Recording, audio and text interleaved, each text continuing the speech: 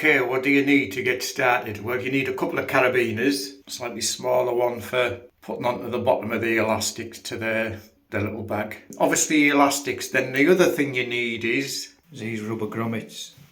Now, you can tie a little loop like that, but the nature of elastic, if it hasn't got, I mean, that's formed by originally being round there.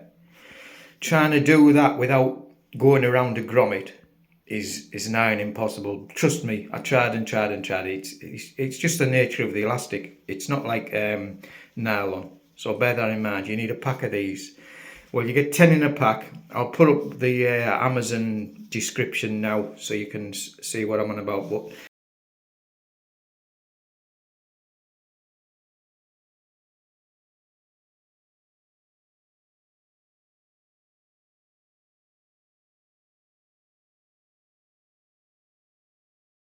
the elastics have to be cut to 650. That's important. That's with each slack. It's not stretched. A 3 metre elastic, once you've put it in your top kit, you'll end up with 650. Is you could tie all of them at one end because it's hard to get the knot the exact length. You could tie them all at the other end, and then at the other end you could try and get them so that they're all at exactly 530. Centre of the hole. Yeah, centre of the hole to centre of the hole. And these are the mid group that I have. They're like 2 mil or some are 2.3 mil, but it doesn't matter. As long as they're about 2 to 2.3 mil, they're in that group. I say it's not about the diameter. As if I put them together, look, see what I mean?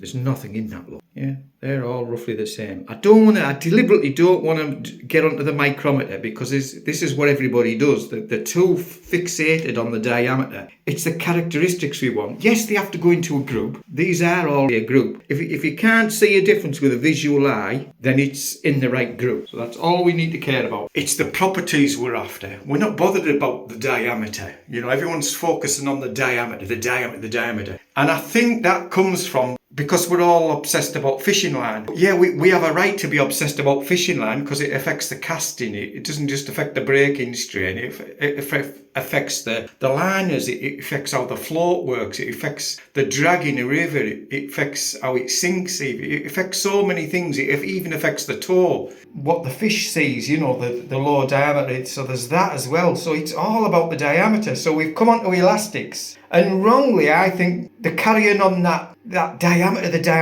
as if it's not. The fish, it's not in the water. The fish can't see it, yeah. And it doesn't really matter about the breaking strain. None of these are going to break. A 30-pound carp's never going to snap an elastic. It doesn't matter what thickness is inside your pole, does it? It's what we're looking at is the characteristics, the properties, if you like, for the fish that you're after. Some elastics, they're good at stretching, but they sort of like stay pretty much stretched. Then others don't do that. Remember, what it's all about is, it's the equivalent of a fishing rod, right? If your elastic is good at stretching, but it doesn't have much recoilability, it's then a little bit like fishing with a fly rod. So your fly rod's whacked right round and you've got nothing to pull on. You can't really, you can't feel anything, you can't control the fish, you can't, it'll just end up getting off basically. So it's what we're after is an elastic, the equivalent of a modern day through action soft rod, so that you can cushion any lunges, you don't get any hook pulls, but just strong enough so that it's not tearing away.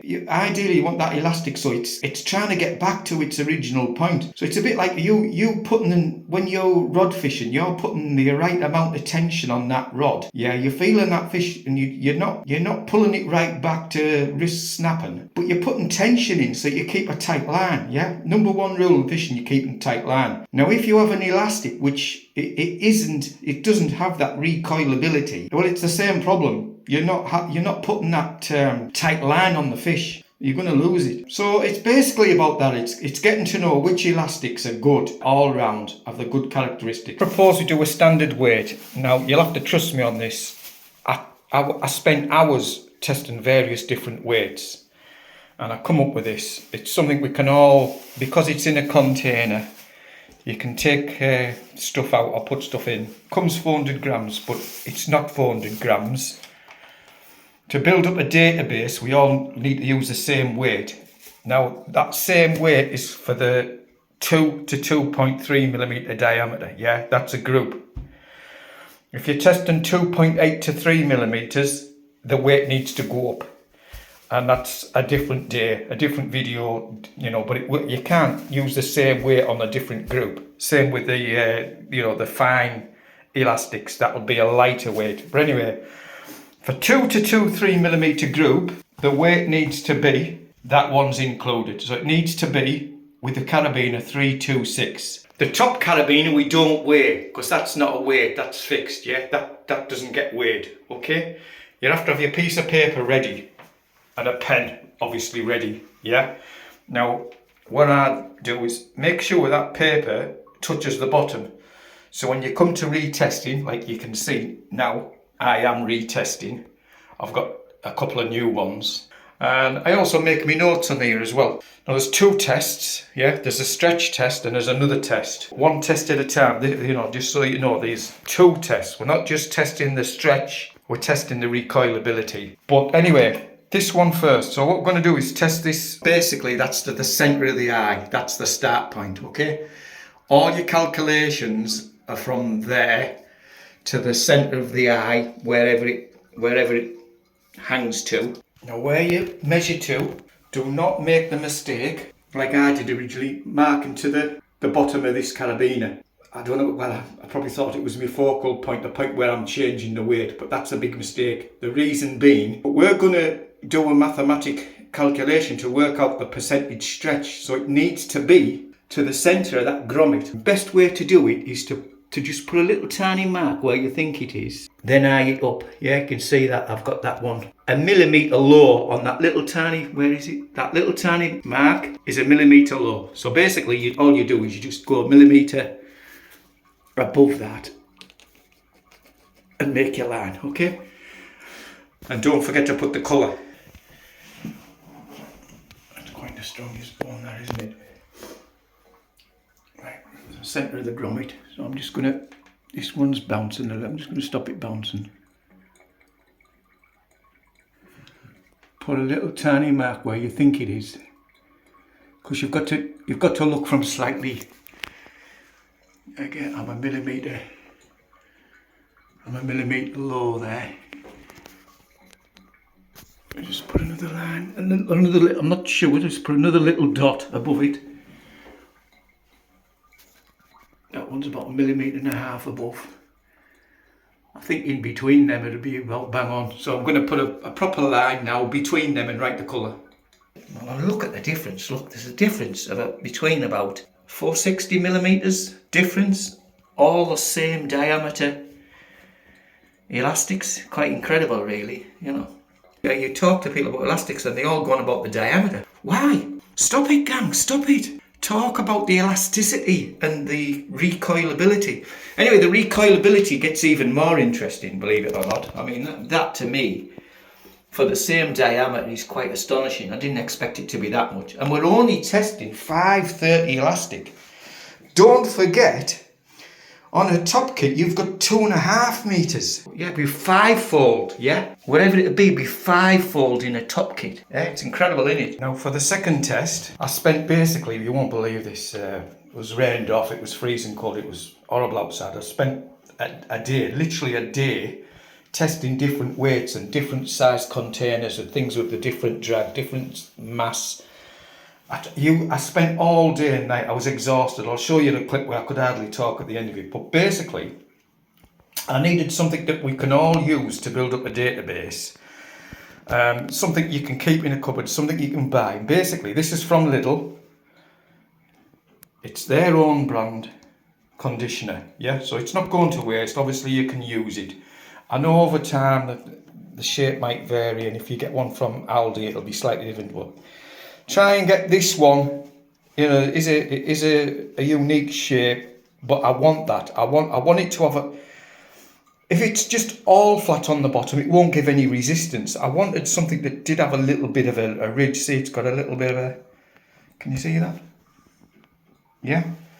So I needed something with a little bit of drag to go along the carpet. So anyway, I wasn't just testing different weights and sizes. I was testing I spent, you wouldn't believe. This was nearly full up. It was about there, and I went to there, then I went to there, and then I went to there, and I went to there, and then I went to there, and then I went to there, and I went. I ended up down there, and it started to get too low. So then I put a bit back, and then I put it back. So I've ended up at 756. That includes your elastic tie. Now this is. It's like elastic shoelace. I suppose it's not important, but you don't want something that's going to snap on you because it's going to be in your living room on the carpet. You don't want it snapping and breaking a TV or whatever. Do you know what I'm saying? So that's why, I mean, it can't move once this is locked in. About 45 mil from the top of the top. It's got to be on the top, not in the middle. You've all got to do the same thing, yeah? Try and use the same bottle, same weight, 756. Choose like a standard carpet. It's not super low, it's not super high. It's what I would just call a bog standard carpet. Okay, you need an anchor point. Now I happen to have this it was off a bag. You know, it was like held a strap and it's got the Velcro tag there. So that's ideal.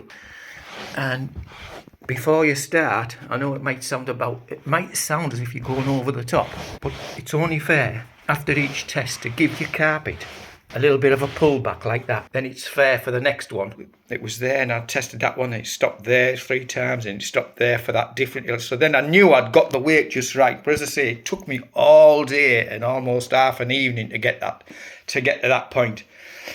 So if anyone uses this 756, what I've come up to, for the 2.3 millimeters, I've saved, you won't believe how much time and effort I've saved you. Anyway, if we can all do the same, build up a database. Just remember, you're going to measure to the centre of that eyelet. So you want the tape as close as you can, but without touching. Got it. Tape set centre of the eyelet. Put the carabiner on. To put my fish on. And stretch test was 848 plus 10%, 932. So I'm going to pull it back so the centre of that eyelet is on 932. There's 932 there. 932. Oh, no, the eyelet.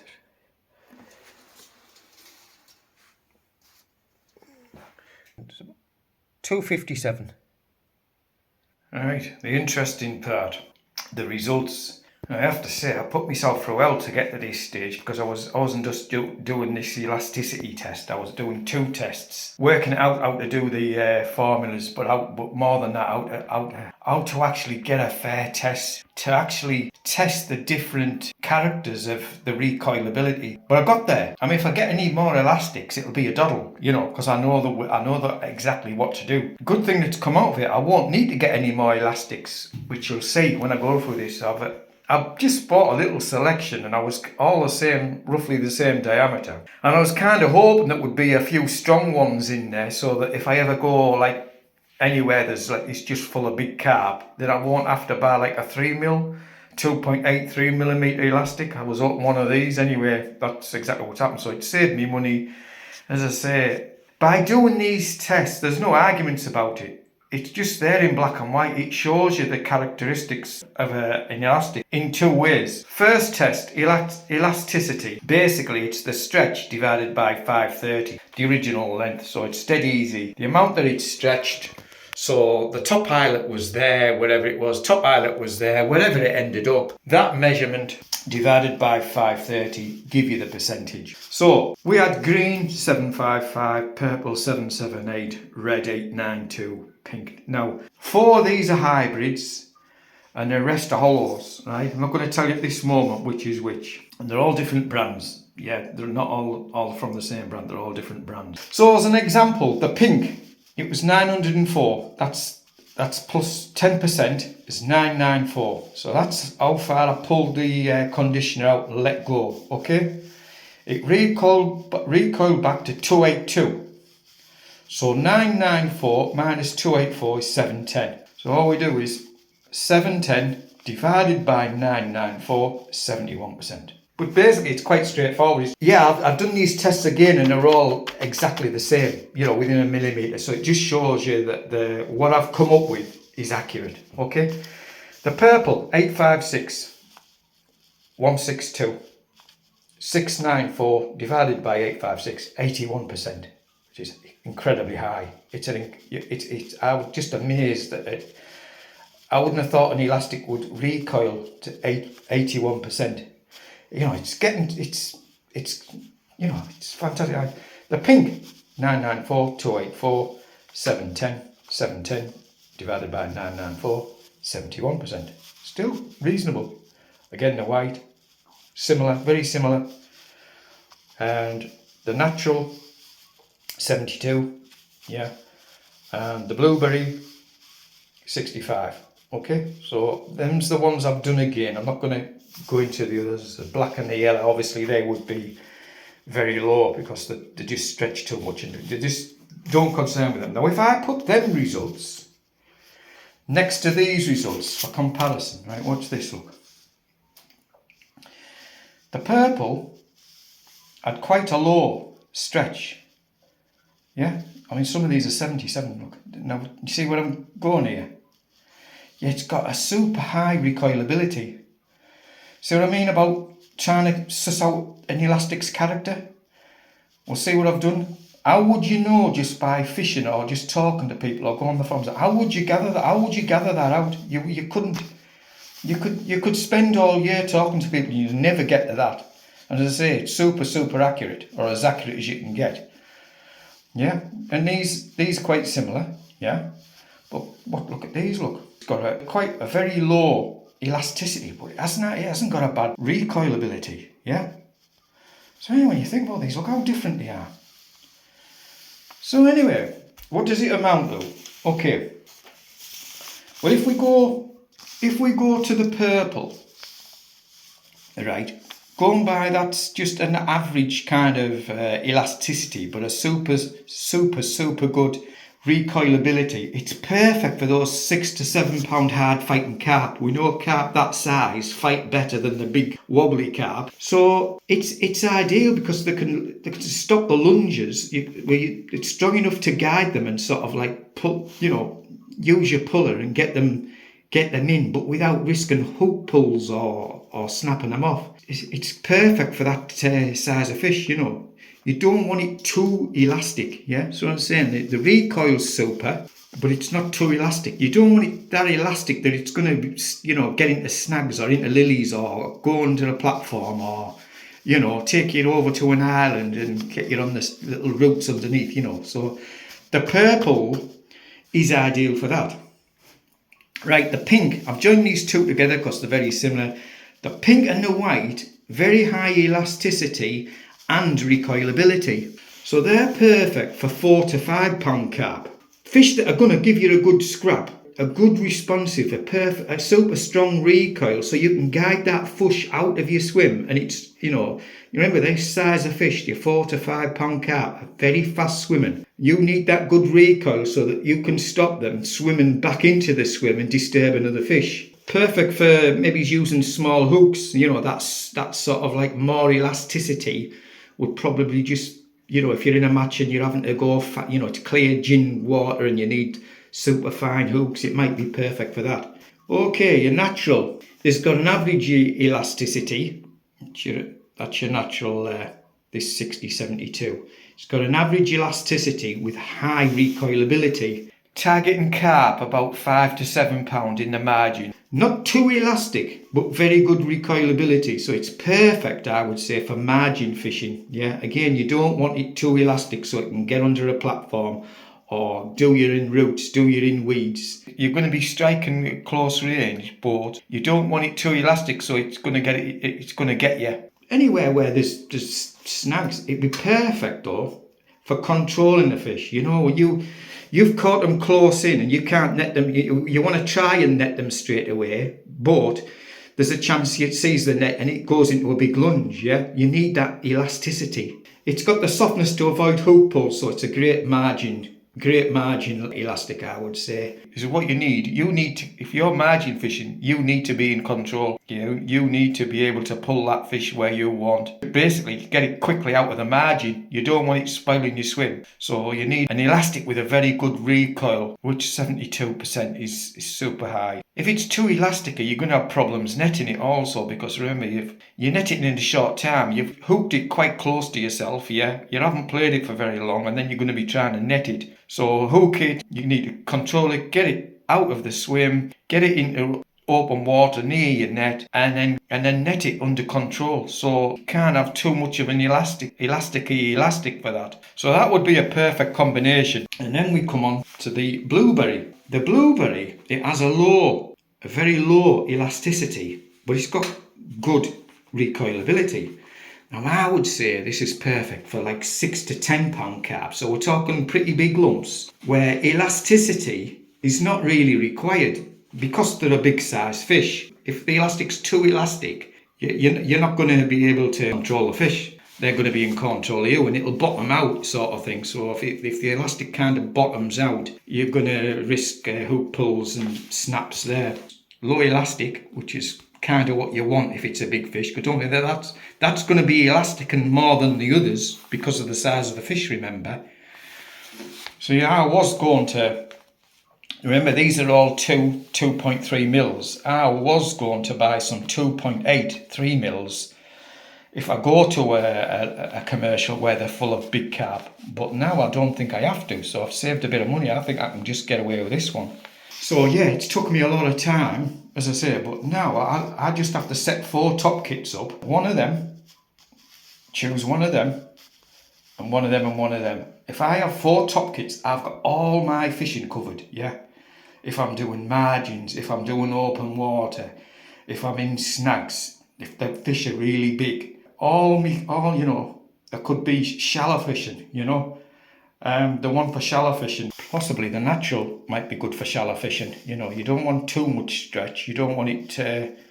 So look at there's a vast amount of difference. I don't know if some of you were expecting that or not. I wasn't expecting quite that much difference. I knew there'd be a little bit. So that's the elastic test. That tells you how much an elastic is given out, if you like. The other test, which I'm going to come to now, is basically the opposite to this. It's how good an elastic gets back to its original state, how much it's willing to pull back, basically. And these are the recoilability tests. Now what this is, the recoil, to get this as a percentage, it's the recoil divided by the extension. Well, the extension is the elasticity result plus 10%.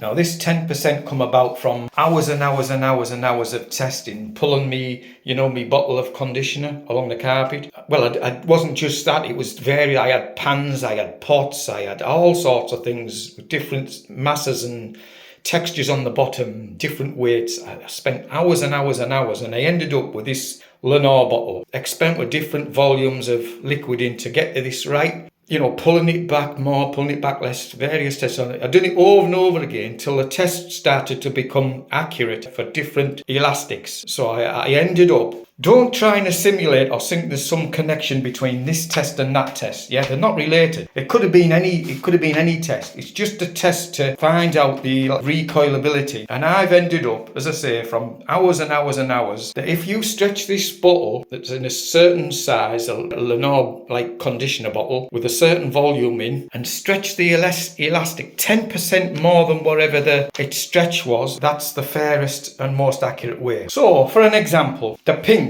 was 904 plus 10%. That's where we're going to stretch it to. On the carpet, we stretch it out to that point.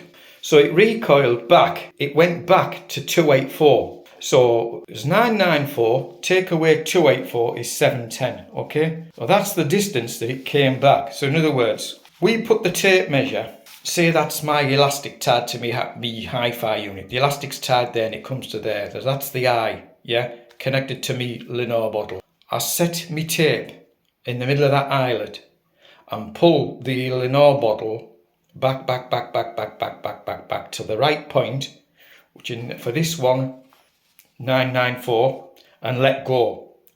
So this 710 is the distance that it came back. That is what we're after. So I reckon instead of them being grouped into like 10 to 12s, 12 to 14s, 14 to 16s, 16 to 18s. I think on our database, if everyone can do these tests, it means, as I say, it means we know what we can go out and buy.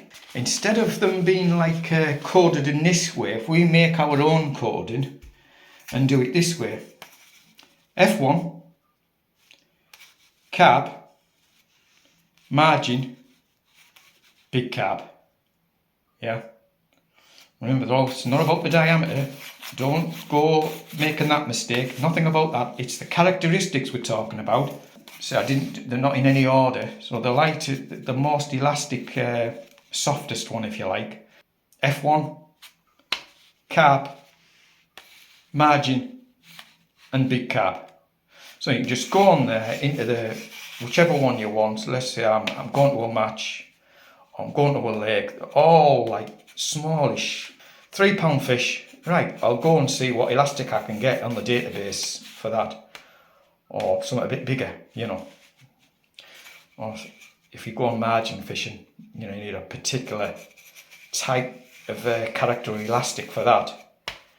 You can just go onto the margin section and look for what other lads have put down for there. You know, so it could be a really, really useful database, you know, and it saves you purchasing elastics and you're not knowing really what it's like. Say the diameters are all wrong on the packets. I mean, even the ratings are wrong. I mean, I rated the pink and the white 10 to 12, but the manufacturer says 12 to 14. I reckon the purple was 12 to 14. The manufacturer rates it 14 to 18. The natural, I rate it 14 to 16. The manufacturer rates it 12 to 14. The blueberry, I rate it 16 to 18 and the manufacturer rates it 13 to 15. I mean, they are just a guide, you know. But as I say, it might make more sense, especially on our database, if we make the 4 different categories. In fact, there'll be a 5th one, because there'll be silverfish first, which I don't do. So, but they might not necessarily be smaller diameters, remember. Yeah, I don't end on diameter because it's what I want to get away from. But don't fall into the trap and thinking I need a smaller diameter than 2.3 mil. Yeah, I've shown with these, look, it's not true. And some of these with a very high, some of these here with a very high elasticity, I reckon would be perfect for small fish, you know. Certainly worth a try. But anyway, the other category could be silverfish, you know. Silverfish, F1, carp, margin, big carp. So yeah, I hope you do the test, gang. Let's start a database somewhere.